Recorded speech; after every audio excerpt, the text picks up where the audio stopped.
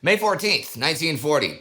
Guderian has crossed the Meuse, and now the French scramble to throw him back. The skies fill with bombers as the Allies try to destroy the bridges and halt the panzers. Meanwhile, French armor and infantry move towards the front for a counterattack. Is this the moment that Paris and London have been waiting for, where Republic and Kingdom join together to turn the tide and hold back the Reich?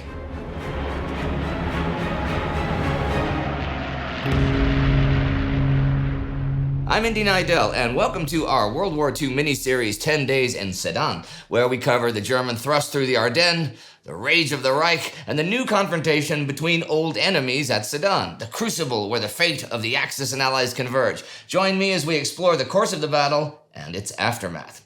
Let's kick off with Heinz Guderian's force, which yesterday made it across the Meuse. Now, as the sun rises over Sedan, the Germans have just one thing on their mind: breakout. Overnight, the Germans have managed to finish the first of their pontoon bridges across the Meuse, which will allow them to start bringing their tanks over the river. Actually, the bridge is finished by the 505th Engineer Battalion late last night, and the first vehicle crosses just after midnight as today gets going. The first actual panzer crosses the bridge after dawn at 7:20 a.m. 10 minutes later, the first French counterattack gets underway, making this a crucial moment where literally every second counts. The fate of France could genuinely hinge on whether the French tanks can make it to the Meuse and destroy that bridge before the Germans bring across enough panzers to drive them back. The French forces are to set off from Chambéry, aiming first for Olsson and Connage, before advancing in a line towards the Meuse.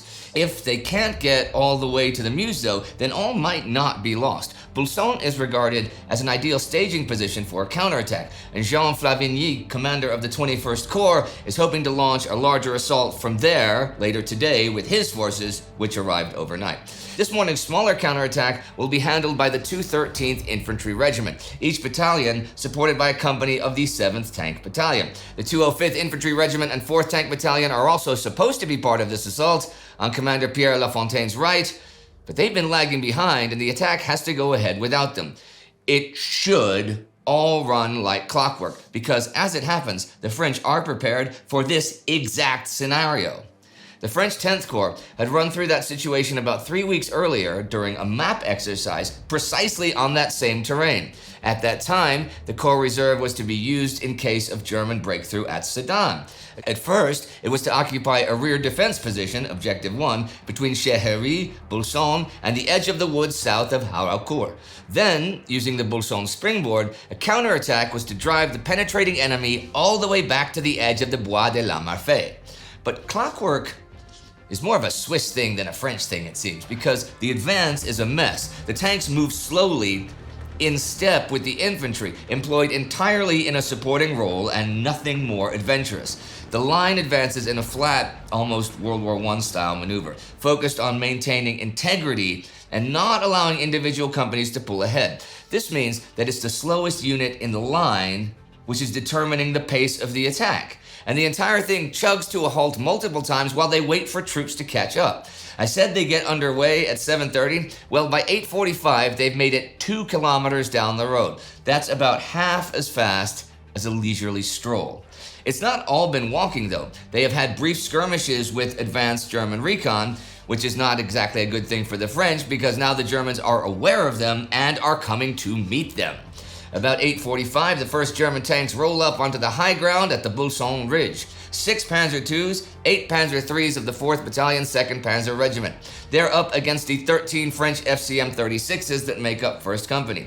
The tanks come into view of each other only about a kilometer apart, well within range, so the firefight begins almost immediately.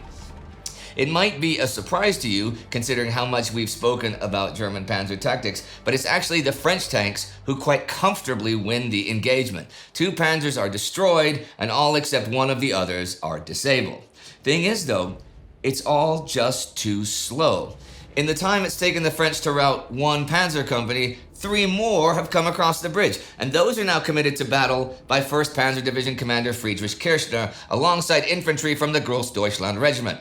2 panzer companies and Großdeutschland attack Olsson, and the final panzer company heads to relieve defenders near Connage, where a German anti-tank position has stopped the left side of the French advance. The German panzers this time seize the initiative a little better and score penetrations against the French tanks by flanking them and then firing into their weaker side armor. The FCM-36 only has a crew of 2, so they're pretty easy to disable with a decent shot. Grossdeutschland supports the attack, pushing back the French infantry positions and silencing anti-tank guns. By 10:45, the fighting has taken such a toll on the French that La Fontaine sounds a full retreat. Only 10 French tanks make it out, mostly from 2nd Company over at Cornage.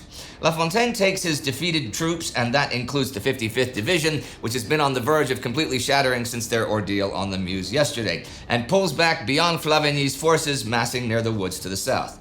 This allows the Germans to press the attack and seize the original French jumping off point, Chambéry. There is then a mishap here on the German side.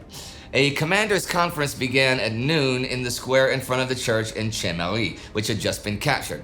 At that same moment, German dive bombers attacked the village and hit the vehicles parked on the square. The commander of the 43rd Assault Engineer Battalion and 3 officers of the 2nd Panzer Regiment were killed, and the commander of the 1st Panzer Brigade and a number of other officers and enlisted men were seriously wounded.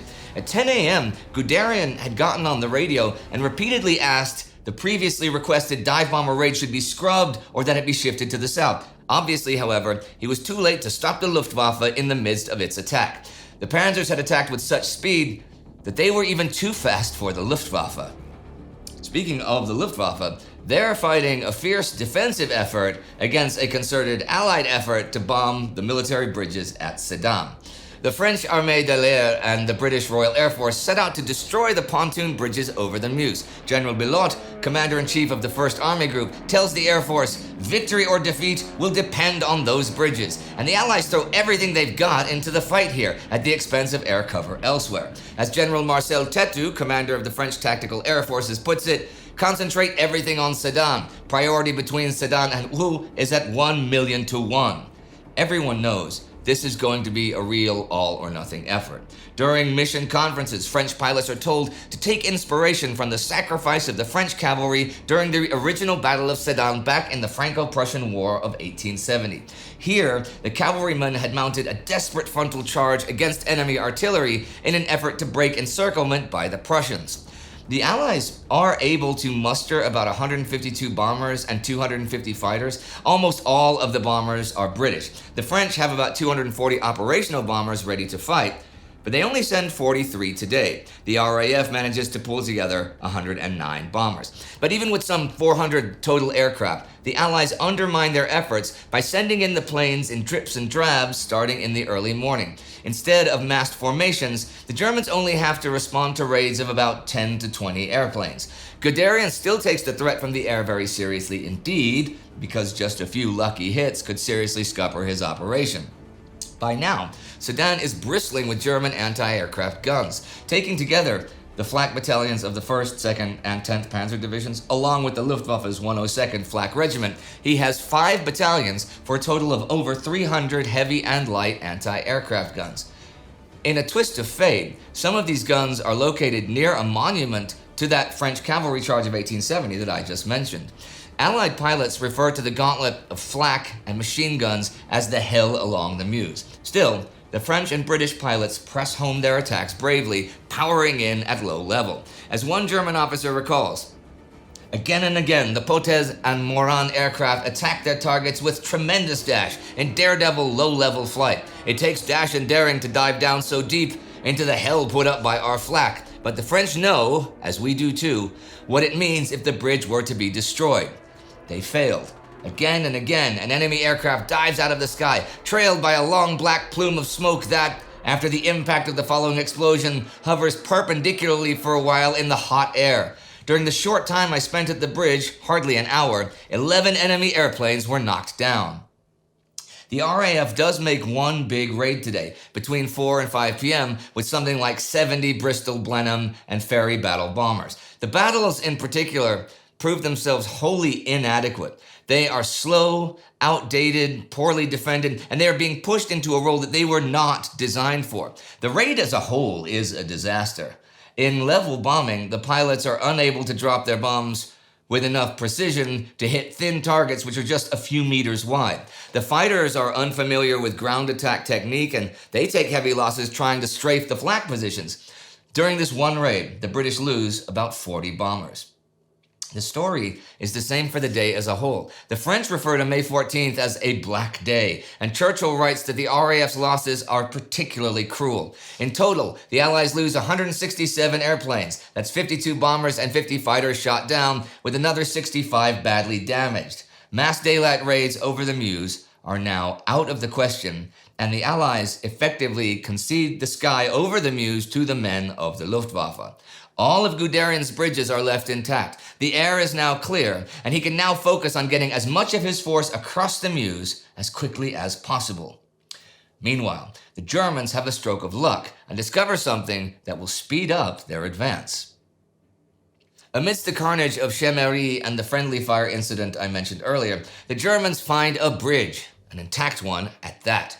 The road west out of Chemeri crosses the Ardennes Canal near Malmö and offers a fantastic opportunity to swing west as 19th Panzer Corps Commander Heinz Guderian wants to. But why settle for one when you can have two? Another similar bridge is found at Pont-Navarre, where the Ardennes Canal joins the Meuse up near Sedan. For all the good work the French did in blowing the bridges as the Germans approached, they've dropped the ball when it comes to the bridges behind their lines. Now, Guderian is thinking about getting his western thrust going today within hours of finding these bridges. He looks at the terrain on the far side of the Ardennes Canal, sees the hills and woods over there. He knows more French units are out there and they're digging in. And just then, in this precise context, he makes a snap decision that will reverberate throughout history. He disregards all previous orders and commits 2 of his 3 panzer divisions to the charge without authorization. This violates his orders from his superior, Ewald von Kleist, violates orders from Chief of Staff Franz Halder, even violates the wishes of Adolf Hitler himself. All of them are nervous about pressing the attack before infantry units have moved up to secure the front against a counterattack. Guderian ignores all of them. By 3 o'clock this afternoon, the 1st Panzer Division is advancing over the Chemeri Bridge, and 2nd Panzer Division over the Pont-Navarre Bridge. It's not long before 1st Panzer encounters French forces. These are the 3rd Spahi Brigade at La Orne and elements of the French 14th Division at Bouvais-le-Mont.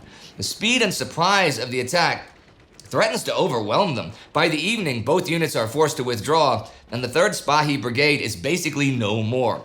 1st Panzer Division ends today around here, with 2nd Panzer stopping directly north of them.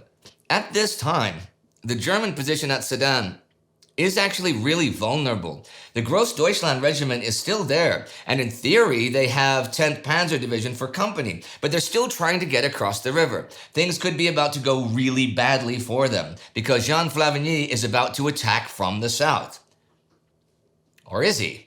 He had initially wanted to attack around midday, following after La Fontaine's smaller morning offensive. But the commander of his 3rd Armored Division says he needs more time to get into position and fuel his tanks, and that the attack couldn't possibly begin until around 8 or 9 that evening. Flavigny thinks this is absurd, that he could have done that way sooner. But he gives him an extra 2 hours and tells him the assault must start at 2 p.m. That time, or an hour later even, would actually be pretty perfect. By the time they came up on the German positions, the 1st and 2nd Panzer Divisions may well have already been across the canal, giving them a chance to trap most of Guderian's corps in a pocket. As it happens, because of how ineffective the French command and control is, tanks from 3rd Armored don't even begin moving to their jumping off point until 1 in the afternoon. And Flavigny has to sit and stew while waiting for the division to finally be ready to advance, which isn't accomplished until 5:30. So what happens next? Flavigny suddenly, at the critical moment, scraps the attack entirely. It turns out that routed troops from La Fontaine's forces have been passing through his lines all afternoon, and he's been speaking to them. They're talking about facing hundreds of panzers, maybe even thousands. They're talking about the Stuka dive bombers and the fearsome 88s that the Germans are bringing up. All of the delays here have given Flavigny time to think about it. Too much time. Now, when his intervention might have completely changed things, he backs down. He orders his troops to spread out and make defensive preparations. His boss, 2nd Army Commander Charles Hunziker, is not happy. Now let's go north and check in on Erwin Rommel. Yesterday, Rommel's 7th Panzer Division made 2 bloody river crossings and secured a couple of bridgeheads. The first was just south of Houx, and the second just to the north of Dinant at Leffe. By nightfall last night, Rommel was already transporting panzers across on ferries while his engineers constructed a bridge. The French troops in the sector have fought well and have managed to contain the bridgeheads for now, but the response from higher up the chain of command has been slow. The very limited counterattack launched by the French 11th Corps last night basically petered out as the tanks and armored cars had no infantry support. Rommel makes a big move early this morning, and he sends the 7th Rifle Regiment under Georg von Bismarck to capture Unai, which is about 5 kilometers from Dinant. Rommel soon receives word that the regiment is being surrounded. It's here that one of his decisions from yesterday saves the day. Remember, unlike Guderian, Rommel didn't wait until his pontoon bridge was finished before he started bringing his armor over at Leffe by ferries. Already he has something like 30 panzers there. So now he orders these tanks to push on towards Unai and rescue the riflemen. Rommel himself heads over in his Panzer III command tank and even has a very narrow escape when the vehicle takes a hit from a French anti-tank gun. Rommel tells the story. Shells landed around us, and my tank received 2 hits one after the other. The first one on the upper edge of the turret, and the second in the periscope. The driver promptly opened the throttle and drove straight into the nearest bushes. He had only gone a few yards, however, when the tank slid down a steep slope on the western edge of the wood and finally stopped, canted over on its side, in such a position that the enemy, whose guns were in position around 500 meters away on the edge of the next wood, could not fail to see it. I had been wounded in the right cheek by a small splinter from the shell which had landed in the periscope. It was not serious, though it bled a great deal. In the end, it turns out that Rommel needn't have moved so quickly. The threat of encirclement turns out merely to be an error in the transcription of a radio message. And after a tough fight with the French 1st Light Cavalry Division, the German panzers assist the riflemen in taking Unai. Rommel's tanks then push further west, making it about 12 kilometers west of the Meuse to Morville. By evening, the pontoon bridge at Dinant is finished, so Rommel can start bringing his armor over in full force and prepare to exploit the breakthrough. I said last time that bridging resources are limited. Well, with only enough materials and men to construct one bridge, Rommel has taken a fairly Machiavellian approach and ensured that it is his division which gets dibs. Max von Hartlieb, commanding the 5th Panzer Division, has protested about this to no avail, and he now has to request permission for his own tanks to use the bridge after Rommel's. Rommel has even gone a step further and has successfully purloined some of those tanks to support his own 7th Panzer Division's advance. He has dismissed Hartlieb's objections and accused the neighboring division of being too passive. Panzer Corps Commander Hermann Hoth dislikes Rommel's self-centered behavior, but he can't deny the logic. Rommel has already achieved a breakthrough, and Hoth can only get enough tanks across the river quickly enough to support one such effort. Things are less dramatic in the 5th Panzer Division sector. That morning, French 2nd Corps launches its overdue counterattack, the one that was postponed from last night. Commander of the 5th Motorized Infantry Division, Jean Boucher, has the 2nd Battalion of the 129th Infantry Regiment, elements of the 4th Light Cavalry Division with armored cars, and a company of Hotchkiss tanks from the 4th Armored Reconnaissance Regiment. They attack in the morning, aiming to dislodge the German infantry holding Olevastia. But by now, much of the French advantage has disappeared. Yesterday, the German riflemen were without tank support, but the 5th Panzer Division has managed to get a few tanks across the river. In the end, the fighting is fierce, but the Germans prevail. The efforts of 5th Panzer Division are really more of a sideshow given what Rommel is doing further south at Unai. The French are rushing to stop him. With the 2nd and 11th Corps having failed so far in their task, Commander of French 1st Army Group Gaston Bilot has pulled some forces from his armored reserve and given them to 9th Army Commander André Korat with orders to clear the Dinant pocket. But things are already running into trouble. Because of a communications breakdown, the force in question, the French 1st Armored Division, only actually receives its orders at 2 p.m. today. Then it takes another 2 hours before the division's first elements actually start moving slowly along roads jammed with fleeing civilians, and one battalion of tanks actually manages to get lost. Things are moving so slowly that Korup tells Divisional Commander Marie-Germaine Bruneau, "You must counterattack this evening with all that you have. That's a formal order." In the end, though, there is no counterattack. Bruneau's tanks are low on gas, and the trucks with the gas are stuck in the traffic jam, so the tanks take up positions just north of Flavigny and wait for them to arrive in the morning.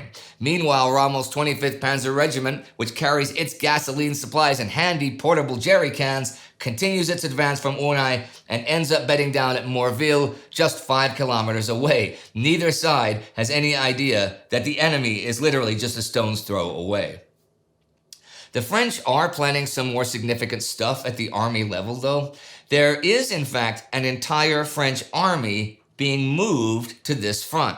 Yep, as the 9th Army starts to unravel under attack from Panzer Corps Houx and Deinhard, the commander of French forces in the northwest, Alphonse Georges, decides to insert Robert Touchon's 6th Army into the emerging gap between 2nd and 9th Armies. Touchon's force is very much a last-minute improvisation, though. He's been given command of a few units pulled from the reserve, the 2nd Armored Division, the 14th Infantry Division, and the 36th Infantry Division. He's also been promised another 3 infantry divisions. Those units will arrive over the next couple of days.